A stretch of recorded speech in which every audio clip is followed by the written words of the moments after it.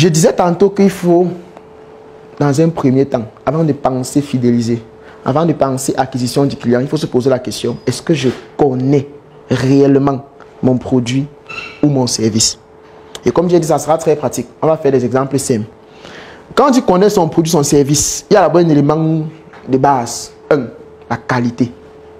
Est-ce que la qualité du produit ou du service que je propose est vraiment optimale? Vous devez vous poser cette question. Et être honnête.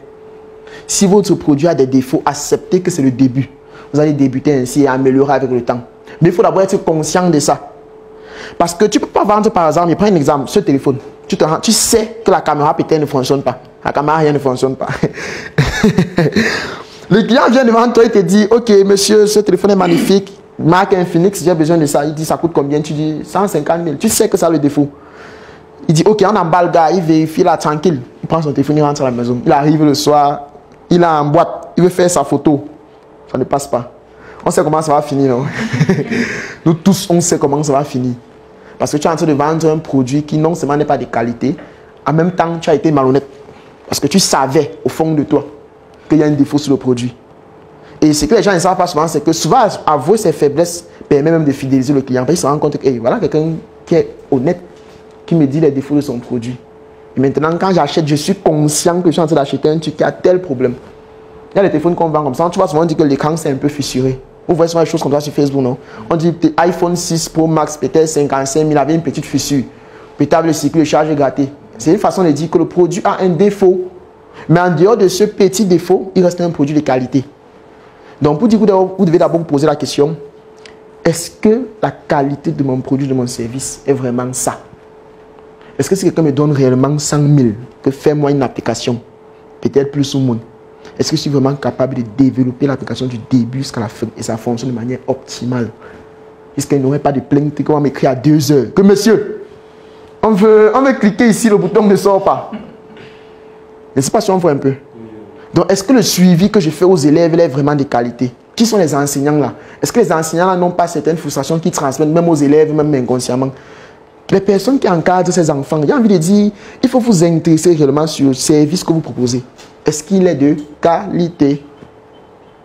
Et contrairement à ce que les gens pensent, la qualité ne demande pas forcément au début beaucoup d'argent. Contrairement à ce que les gens pensent.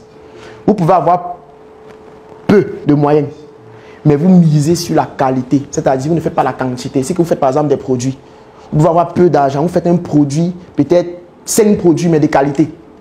Que de faire 100 produits médiocres qui vont vous apporter 100 clients qui vont se plaindre. Là, nous sommes sur la fidélisation. Donc, à partir de maintenant, ne voyez plus la quantité des clients. Ce sont les mots de tête. Voyez la qualité. Donc, à partir de maintenant, posez-vous la question, entre la quantité et la qualité, qu'est-ce qui est plus pertinent? Et si on prend en termes de fidélisation, de suivi, nous sommes d'accord que c'est la qualité du client qui compte.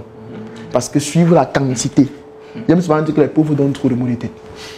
C'est dur de donc, les clients qui n'ont pas d'argent, ils peuvent vous rendre fou.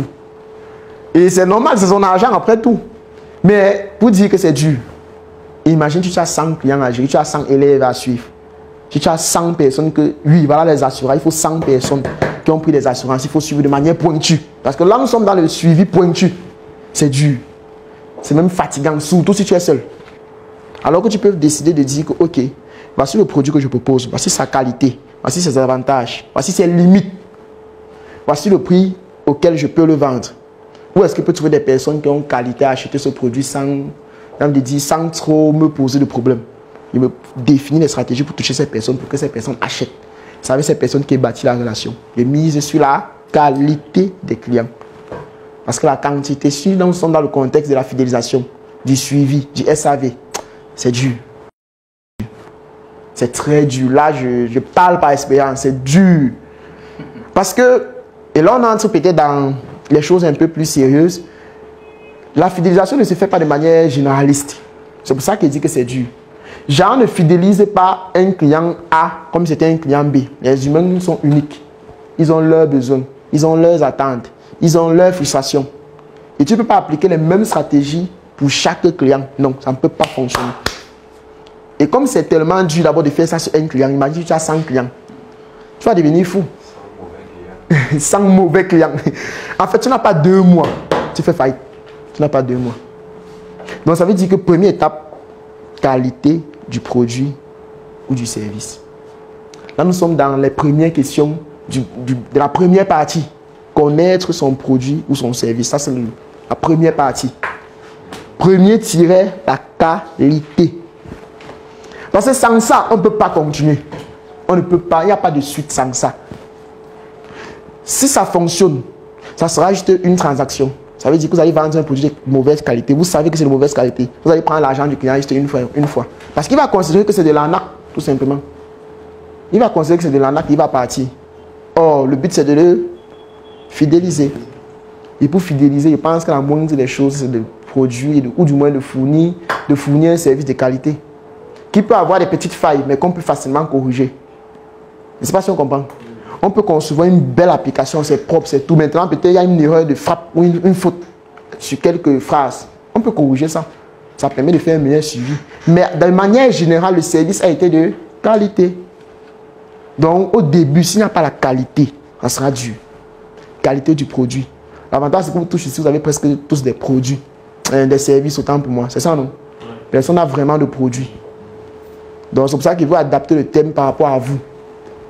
Donc, posez-vous la question. Si tu as aimé cette vidéo, alors tu vas certainement adorer ma formation sur le thème « Fidéliser pour mieux vendre, astuces et méthodes ». Il s'agit de 3 heures de formation vidéo qui te permettront non seulement de comprendre ce qu'est réellement la fidélisation de la clientèle et surtout d'augmenter ton chiffre d'affaires. Et ce n'est pas tout. En bonus, je t'offre également mon 2e livre « Je veux me lancer en business, mais je ne sais pas par où commencer ». C'est un livre qui te permettra de lancer, de structurer et surtout de développer ton projet de manière efficace. Si tu es intéressé par cette opportunité, clique tout simplement sur le lien dans la description de cette vidéo ou alors contacte-nous afin qu'on puisse te permettre de bénéficier de cette offre exceptionnelle.